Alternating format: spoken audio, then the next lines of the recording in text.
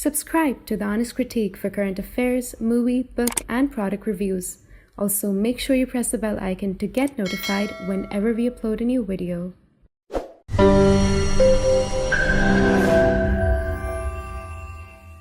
The views, information, or opinions expressed during the video series are solely those of the individuals and do not necessarily represent those of The Honest Critique and its employees.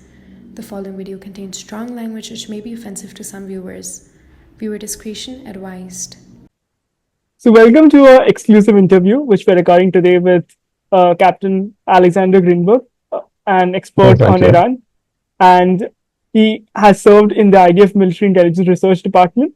And with the tensions escalating in the Middle East and Israel bracing for a potential multi-front attack from Iran and Hezbollah, we're privileged to get insight from Alex. So thank you so much for taking your time and speaking to us.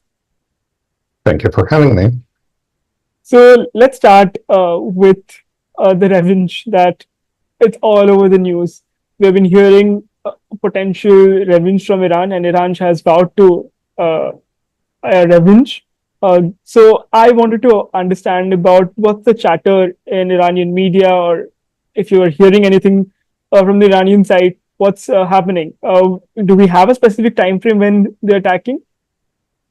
Well, regarding the timing, all what we hear is American or other reports who claim that the Iranians have decided to act on Tisha B'Av, the day of mourning, of the Jewish mourning for the destruction of the Temple of Jerusalem, or the attack will be between something between 10 and 15 August. But again, it is speculations, because given that, one can suppose that if they know that we know their hour of an attack, so they will try to change it. By contrast, what is clear is that now the Iranians see themselves as obligated to react, because the double elimination of both Fuad Shakar in Lebanon and Ismail Haniyeh and in Iran dealt a harsh blow to all the Iranian politics of the axis of resistance, and it humiliated Iran. Also, Iranians are aware. I mean, when I say Iranians, I mean, of course, the Iranian regime, not the Iranian people. I saw a lot of joy and jubilation of many Iranians over the death of Haniyeh, akin to what could be seen months ago after the death of Raisi, and even beforehand over the killing of 7 IRGC officers in Damascus. And so it's not a secret that the Iranian leadership fears penetration of Israeli intelligence into the sacrosanct of their intelligence.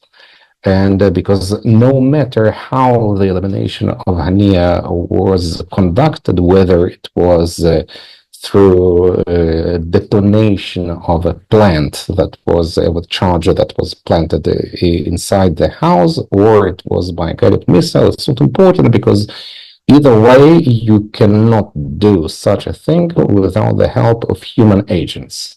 And human agents are, of course, Iranians who are ready to betray, and they cannot fear that, cannot not fear that, because it says that there are all probably very many Iranians who will be ready to betray also other Iranian leaders. And they clearly realize that had been an order of Israeli leadership to kill not Haniyeh, but anyone else amid the Iranian leadership, it would have been possible. But on the other hand, all that accumulates the impetus for Iran to react.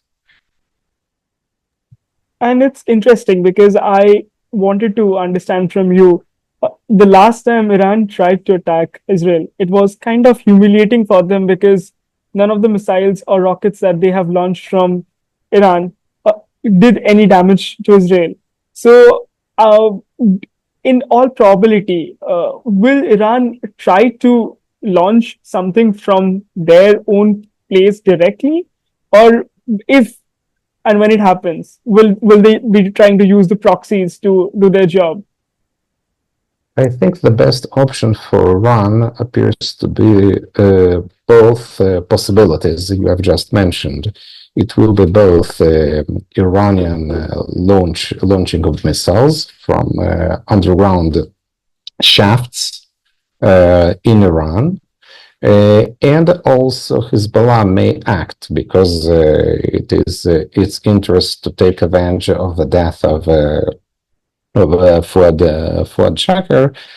The question is whether it will be efficient from Iranian point of view or not. I think it won't because, again, Israeli systems may work, but still I wouldn't discard the Iranian success regarding the first attack in April, because it's true that it didn't work in terms of damage, but Iran demonstrated its capacity to conduct such a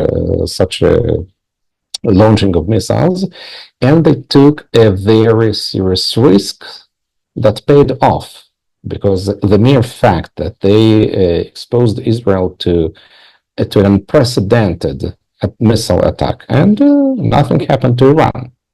So it's worthy to reiterate. It's finally, it is also true that the Iranian regime is not omnipotent.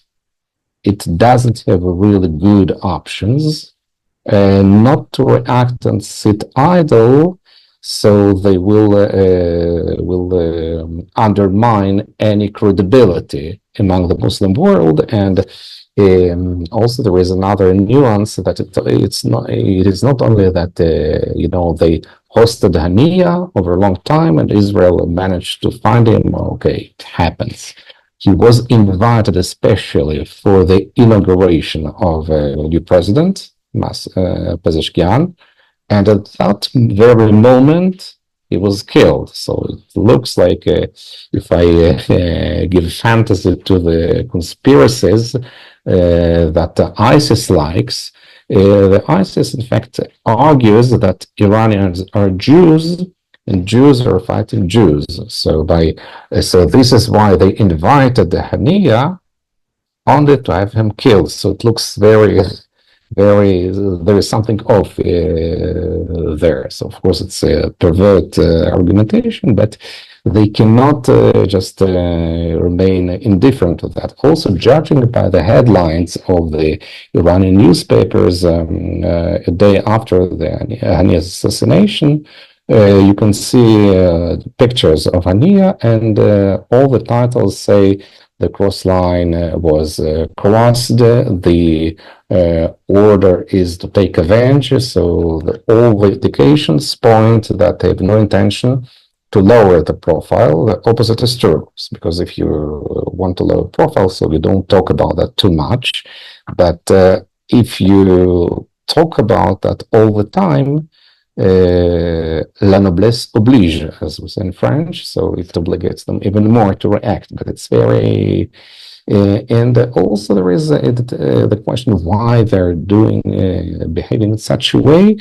My possible answer is, of course, not categorical one, that Iranian strategy is a real strategy. It is strictly rational, and they can identify Israel's or other rivals' weak points. However, their total demonization of Israel prevents them from seeing strong points of Israeli society. And finally, akin to the Russians, their strategy never contains a plan B, plan C, or any other planning taking into a reckoning for contingency. What happens if our plan gets bogged down or spoiled? Because they never raise doubts regarding the possibility to carry it out. And when something unprevisible from their point of view happens, they really don't know what to do because it's dangerous. that's really fascinating. And one of the few people who knows Farsi and who knows the Iranian regime well is you.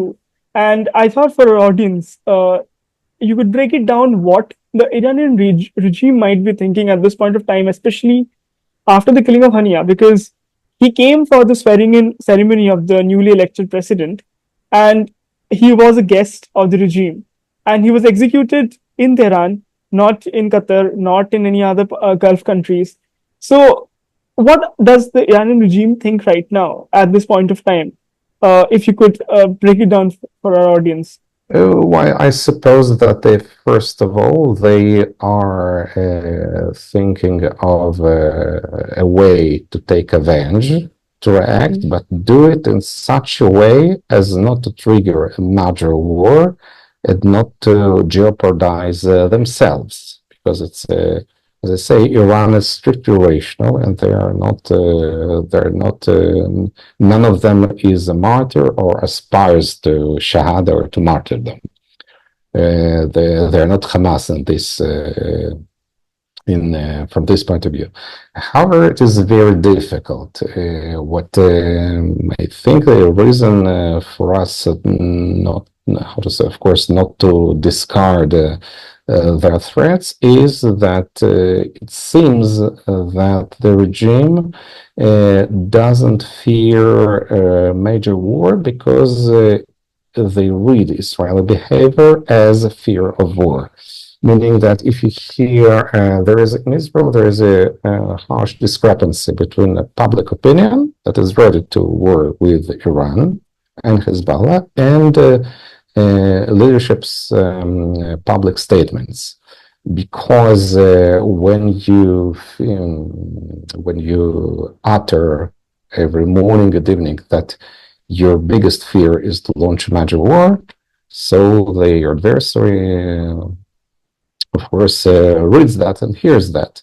And it's very important to remember that international relations in general, what is important is perception. So if I tell you something, so the most important is how you perceive my saying, not what I really think. Because this is dangerous, because otherwise I cannot imagine how you can retaliate so that it is different from what Hezbollah is doing now, but on the other hand, it doesn't trigger war. So my conclusion is that they are pretty certain that Israel will restrain itself again after a similar attack like they saw in April. And moving on from there, I want to understand that is the regime in any sort of pressure? Because to have any kind of what we saw initially before the war started on October 7, we have seen wide-scale protests about the hijab and people removing their headscarf. And right after the war started, we have seen Israel directly targeting Iran for what has happened on October 7. And now when we see Hamas nearly on the brink of being finished and Hezbollah under fire, so does that pressurizes Iran some sort of a way, especially the leadership right now? I would say yes, because overall this turmoil points out that great Iranian strategy finally didn't work. At the beginning, several months ago, there were doubts whether Israel would be able to put down Hamas and etc., etc. And overall, the Iranian strategy through the use of the axis of resistance has worked. So they can continue this strategy without paying the price. So objectively, there is no reason for them to stop it. But however, they see that some elements of the strategy stop bogging down, and they don't really work, and it becomes more dangerous. So it's still, I'm very cautious as not to to jubilate or to say that the ISIS resistance didn't work, because still we didn't manage to release all hostages, and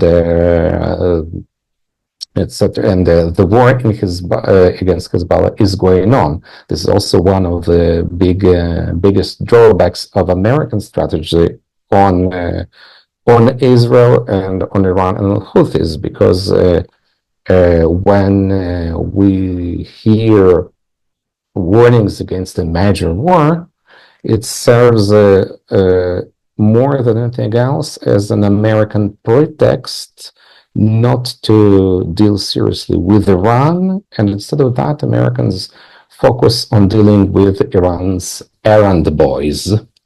And Iranians, they don't really care if thousands of Yemenites or Lebanese die.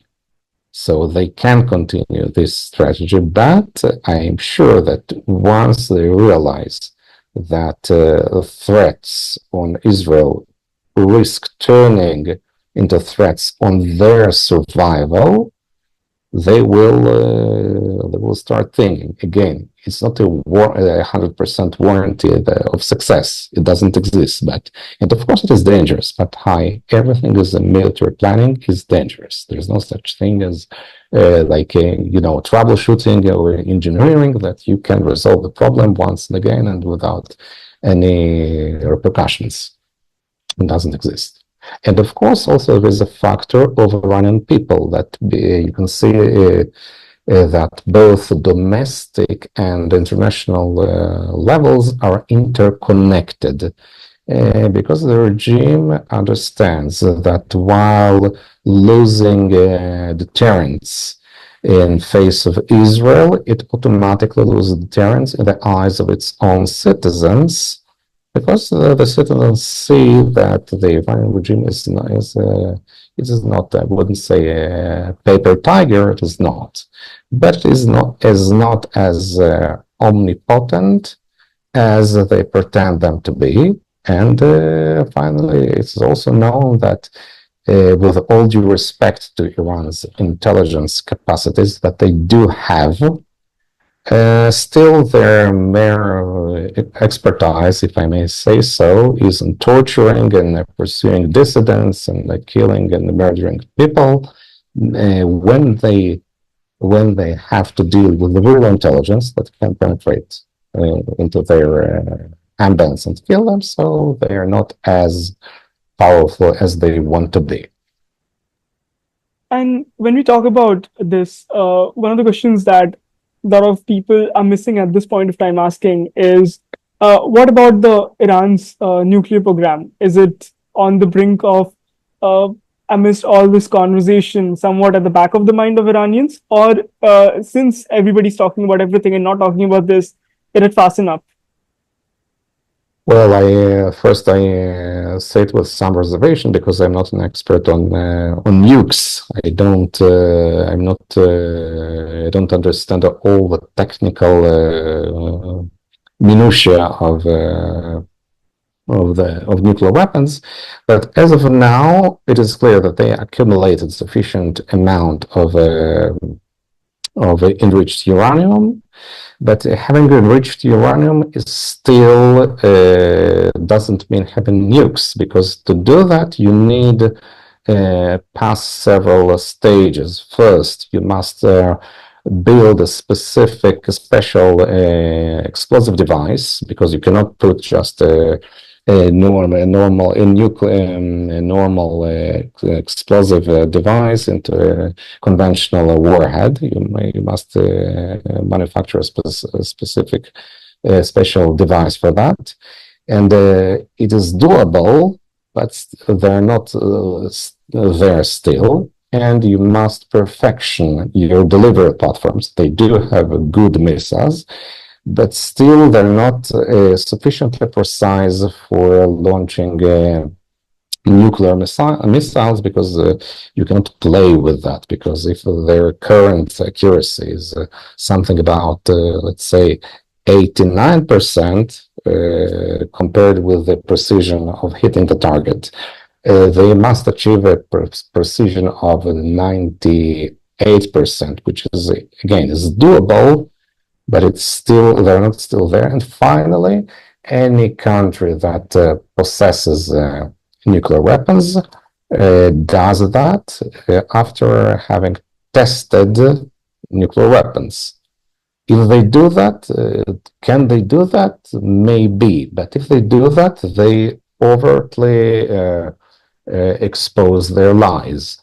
And the question is, indeed, it may be possible that given a Trump factor, they understand that it may be dangerous for them, and maybe they will accelerate their rush to nuclear weapons before Trump takes power, because as our experience teaches, no one deals with nuclear countries. We see, following the example of North Korea and Libya, also they learned a lesson from Gaddafi's experience. What happens to someone who believes the West and gives up his nuclear option? Again, there are very many speculations, because one can always say, look, Pakistan has its nuclear weapons. So why it's finally we're talking about a technology whose age is something like 80 years. It is not as difficult as it seems from at the first glance. However, it is difficult. It is not as easy as they want to see. Why Pakistan is managed to do that? Why Iranians didn't? I personally don't know, but still I believe also it has to do with some academic factors, maybe, because it is known that the Iranians despise the Pakistanis and treat them as dogs because they're primitive in their eyes. However, they forget that the Pakistani elite and Pakistani scientists, they are English speakers and they studied at Oxbridge, whereas Iranian scientists studied at Shahid Beheshti University. With all due respect, I, of course, don't despise their level, but it is not as advanced as Pakistani level. Also, just as like a Pakistani Air Force is a very serious and professional Air Force, that the Iranians don't have at this level. That is very fascinating. And while we're talking about Iran, I just thought of taking a little conversation about Israel a little bit, to understand how is Israel prepared to deal with the Iranian challenge at this point of time. Of course, I would not tell you to draw it like the long term, but probably with the incoming challenge of a revenge, how is Israel prepared? We have seen Americans rushing to help in the Middle East, where we have seen American mobilize as well. But apart from that, how is Israel prepared to deal with the challenge right now? Well, if to judge by the headlines of mainstream Israeli media, so everything goes on as usual. I believe that the Israel just ordered all the air defense systems to be ready. So we'll also hear that Jordan and the other Arab countries are ready to intercept Iranian flying objects and weapons, and they also started the instigation against the King Abdullah of Jordan. They put his portrait in Israeli uniform, wrote this guy is a high-ranking officer of the army of the Zionist regime, because they promised to shoot down Iranian drones and missiles. But the question is, I think, not is how Israel is prepared. Israel is prepared, and so frankly speaking, I don't fear that much an Israeli attack. The question will be, everything will depend on Israel's reaction. I'm certain that if the Americans or Israel itself try to restrain Israeli reaction, motivating that by by concerns of war, etc., it will be very dangerous for Israel, also for other countries, because not because then Iran will destroy us, but because Iranian strategy is based on attrition. They're accustomed to attrition. Israel is not accustomed to attrition because it's a tiny country. Finally, Israel is a sprinter and not not a marathon runner, if I can put it metaphorically. Israel is not built for a long attrition war.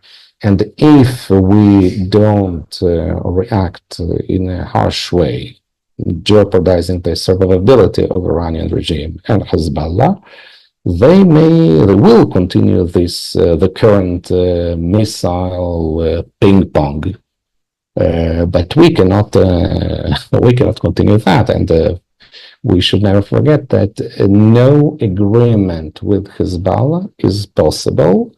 I mean, an agreement that would make possible the return of displaced Israelis back home. If the return to normalcy means seeing again Hezbollah on our borders, it is unacceptable. But unfortunately, some Israeli officers and leaders harbor futile hope that somehow we can come to terms to Hezbollah that they will withdraw from the south to Litani, and everything will be settled. I don't think it is possible. And while the other countries would definitely want Israel to maintain some kind of restraint, but of course, maintaining a certain restraint at this point of time would be giving away the moral victory to the Iranians. But also, in the sense of attacking the Iranians, is also may lead to a wider regional war, which might be something which the probably US wouldn't be also looking for at this point of time. So how can that work out in the longer run of Israel maintaining some sort of restraint? Because I'm sure having already an active front with Hamas right now, and it's in the brink of war with Hezbollah, to have a direct war with Iran would not be in the favor of Israel at this point in time as well. Yes, I argue that regional war is simply impossible. Regional war is just like Jamba Mamba word that constructed. Regional Iran, first of all, Iran doesn't have state allies. There's no country that would fight aside Iran, America, or Israel. It's impossible. What is meant by regional war is more active participation of Hezbollah and Houthis in war, but it is already going on. So we can talk only about more of the same. Finally, Iran has very little ways to confront Israel directly, and also Israel, the same for Israel. We can exchange missile strikes, but the Iranian missile arsenal is limited. Hezbollah may use its missile arsenal, which would be devastating, but it's not a regional war, it's a war between Israel and Hezbollah.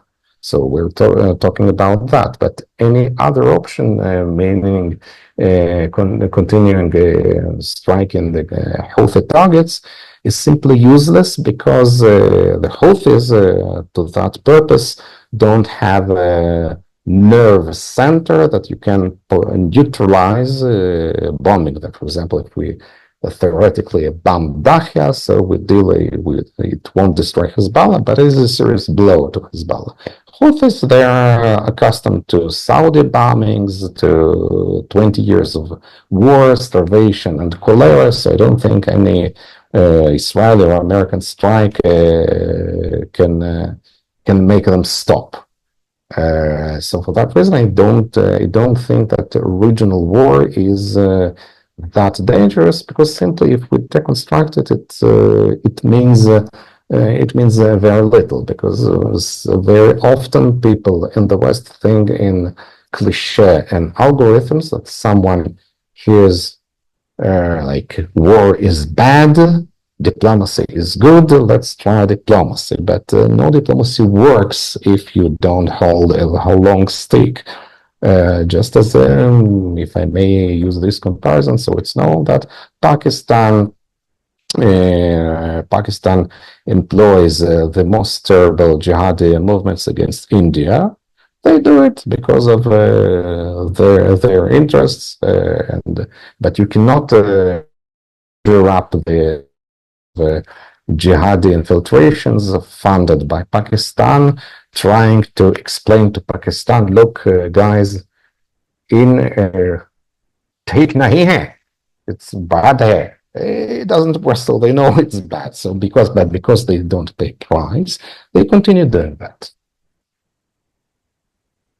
So I have a last question to you, and I wanted to understand, and of course, this is not related to Iran, but I still wanted to ask you because when Israel eliminated Ismail Haniya, a lot of in the media, what we heard from mostly was that Israel actually threw the conversation or the negotiation that it was having out of the window, because as a lot of media channels were putting out that Haniya was actually the lead negotiator, and the hostage release depended upon Haniya.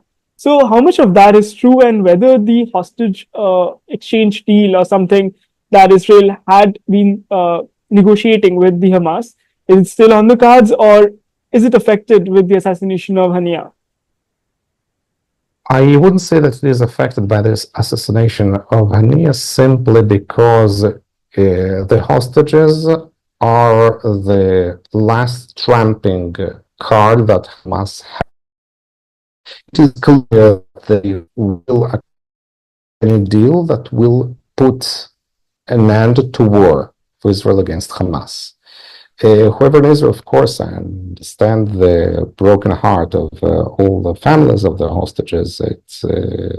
I'm not talking about them, but all others who are really certain that the deal will return the hostages just live in a fairyland, because it's a very cruel, ruthless enemy that will play on our nerves. They won't release all the hostages at once. They do it in some portions. No one knows. I don't know, of course, who and how many of hostages are alive or not. And to accept such a deal in exchange for dead bodies doesn't work. And finally, Qatar is not only a mediator; it's a side and it's a terrorist state that funds terror, and it is. I think there are some better odds deal if Hamas realizes that Israel is serious in eliminating them, and the deal is their last option to survive, not to win over Israel.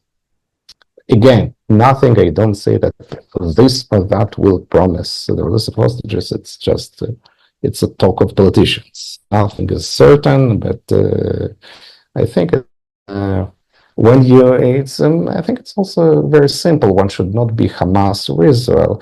If you have a conflict, and if you show to your enemy that you fear something, or that you really don't want to do something, your adversary will exploit exactly the point you fear, because you expose this point that you deem your weak point.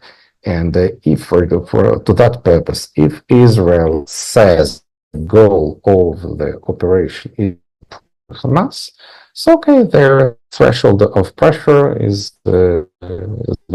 They can continue, but if they see that Israel is serious in going after each of them, and they will be destroyed if they don't accept the deal, so it may work otherwise. Well, that's all the question that I had, Alex. Thank you so much for taking your time and speaking to Thank us. you. Dhanyavad. Thank you.